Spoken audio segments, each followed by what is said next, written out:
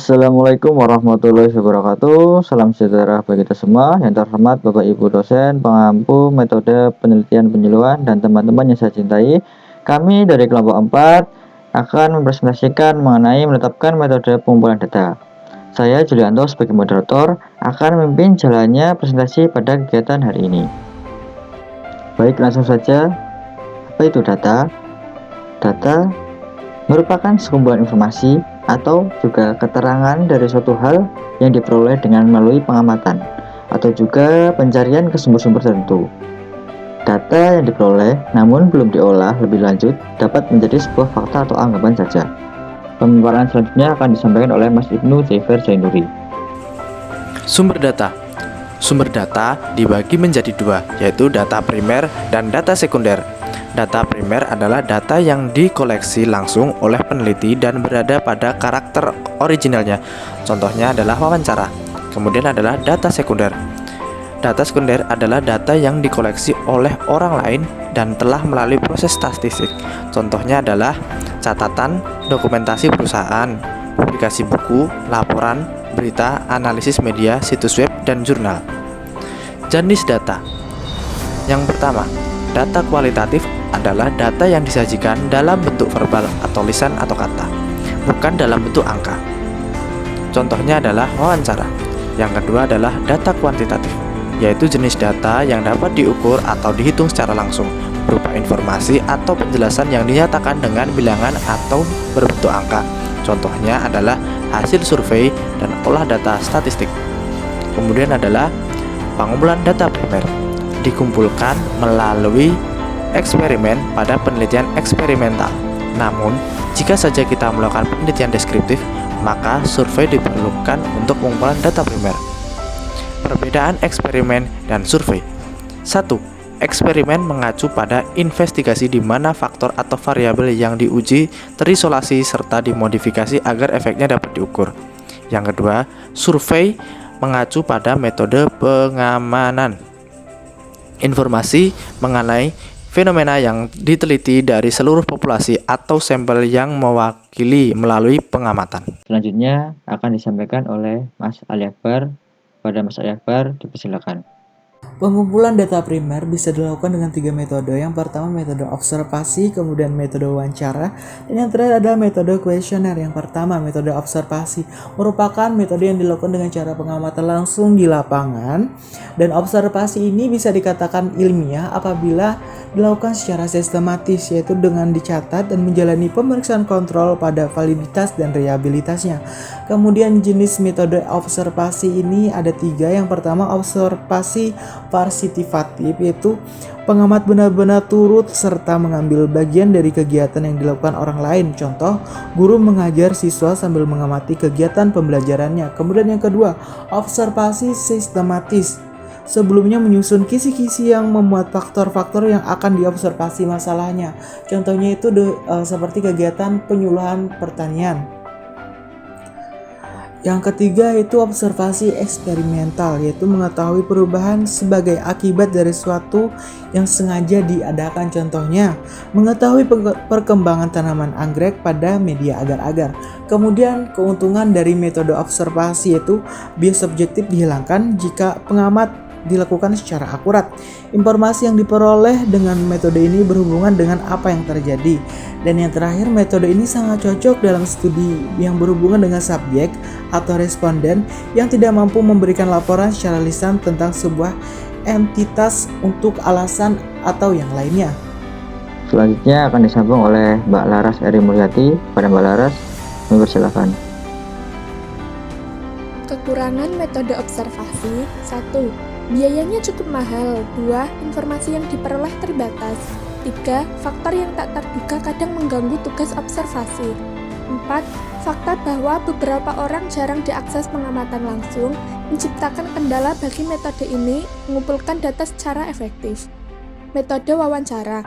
Pengumpulan data metode wawancara melibatkan penyajian stimulus verbal, jawaban dalam tanggapan hal lisan. Metode ini dapat digunakan melalui wawancara pribadi dan jika mungkin melalui wawancara telepon. Metode pengumpulan informasi melalui wawancara pribadi biasanya dilakukan dengan cara yang terstruktur. Dengan demikian, kita sebut sebagai wawancara terstruktur. Wawancara tersebut melibatkan penggunaan serangkaian pertanyaan yang telah ditentukan dan teknik pencatatan yang terstandar. Selanjutnya, keuntungan metode wawancara. 1. Informasi lebih lanjut dan juga secara lebih mendalam dapat diperoleh. 2. Pewawancara dengan keterampilannya sendiri dapat melenyapkan resistensi R dari responden. Metode wawancara dapat dibuat untuk menghasilkan sampel hampir sempurna pada populasi umum.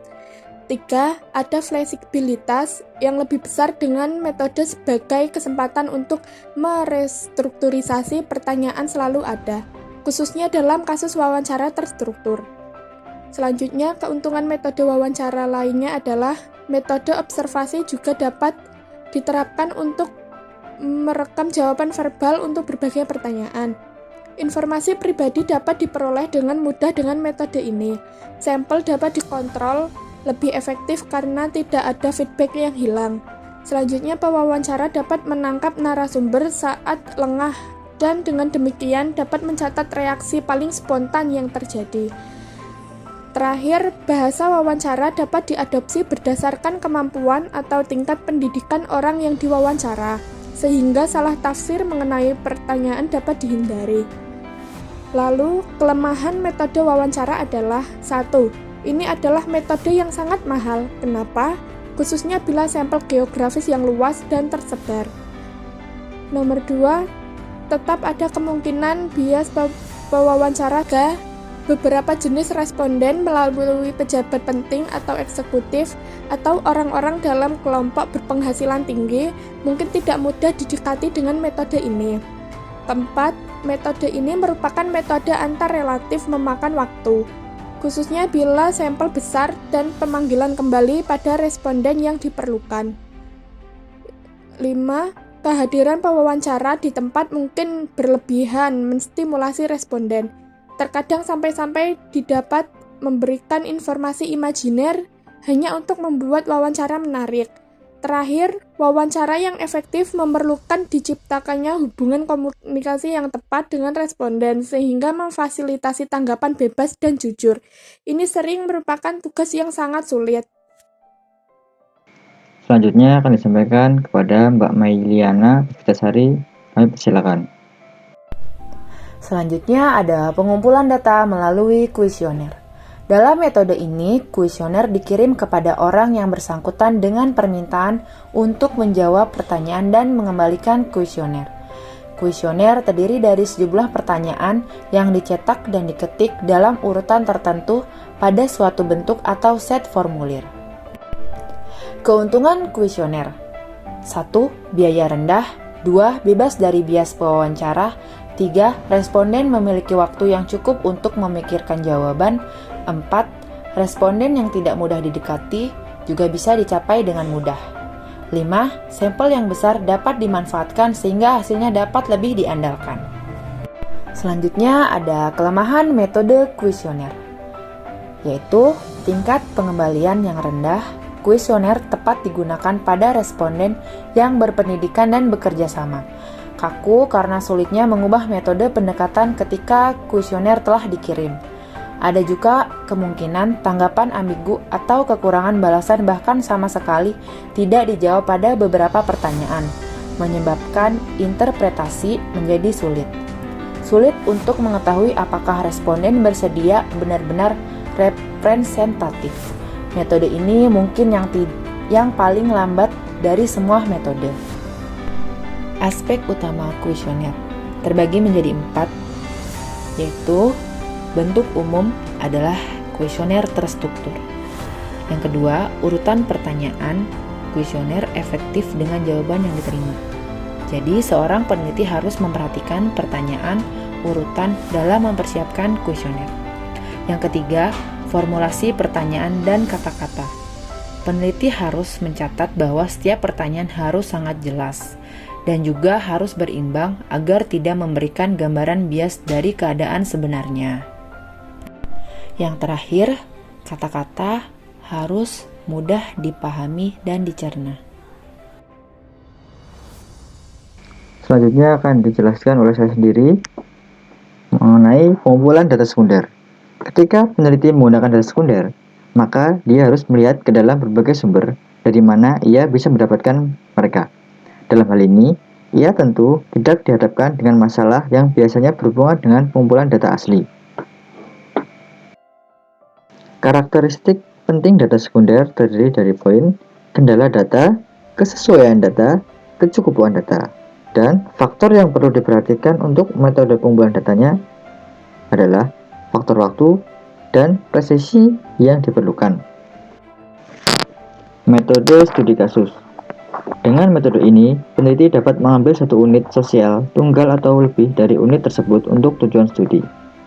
Umumnya, penelitian meluas selama periode waktu yang panjang untuk memastikan riwayat alami unit sehingga memperoleh informasi yang cukup untuk menggambarkan kesimpulan yang benar. Dalam konteks metode ini, kita membuat studi lengkap dari unit sosial yang mencakup semua aspek. Melalui metode ini, kita mencoba untuk memahami kompleks faktor yang operatif dalam satu unit sosial sebagai totalitas terpadu. Berdasarkan metode pendekatan ini, yang kebetulan menjadi kualitatif dan tidak kuantitatif. Informasi kualitatif hanya tidak diambil setiap upaya yang mungkin dilakukan untuk pengumpulan informasi mengenai semua aspek kehidupan.